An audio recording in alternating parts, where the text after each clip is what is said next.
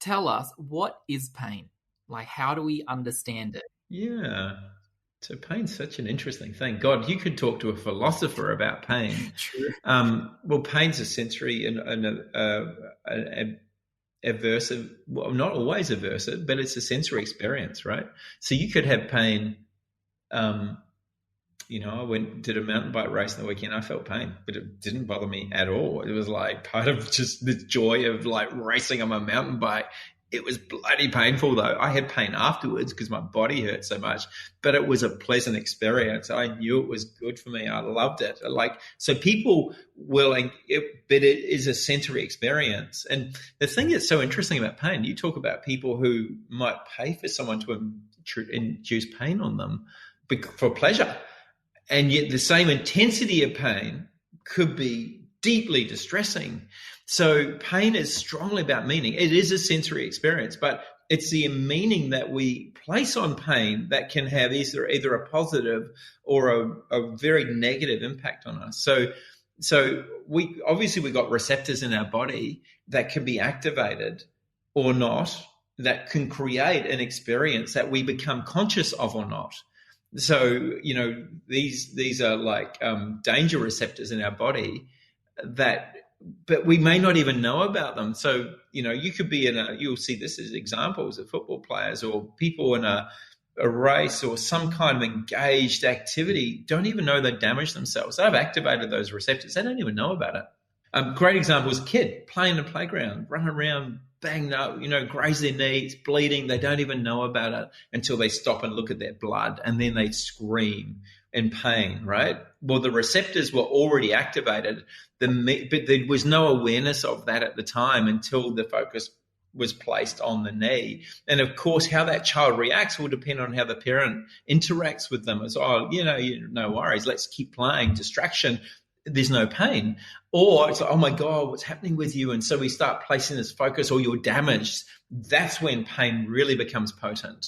And so there's such a amazing social, cultural, psychological interplay around what pain means and how then we respond to it emotionally, physically, which makes our job so interesting. And I mean, it sounds like a lot of it would also be social, right? And culturally. Oh, hugely social, hugely cultural.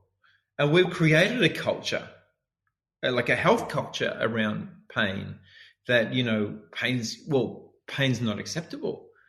Like, it's like I should be pain-free. Well, I never have a day without pain in my body.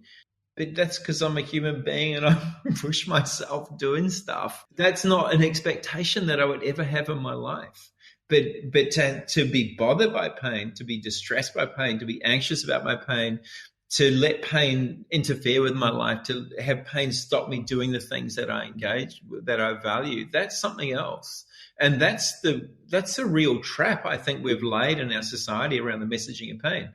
So, for example, a lot of our work is focused on back pain, and people go, why back pain? Backs are one of the most feared parts of the body. Like, we know, it's like top of the list. Oh my God, you've got back pain. We created this whole narrative around back pain. It's like, that's the worst place to have pain. And so it's the leading cause of disability in the world. Back pain of any health condition. It's feared. It's, and that begins at early life. The messaging we took is, oh my God, don't put a backpack on. Be careful with that. Got to sit up straight. We give these social messages so early in life. We give them in schools. We give them in, education and health education that prime people to fear backs. Backs need to be protected. You need to care for them. That's social. That's cultural. We've set that up. And I see some parallels with mental health in a way, it's huge. It's not acceptable to feel a bit shit one day. Yeah, totally it is. And I totally agree with you on that. And we know that they're strongly parallel as well. Like, there are a lot of pain and mental health that are strongly comorbid. But you're right. It's like you got to be happy all the time. It's like, well, no one's happy all the time.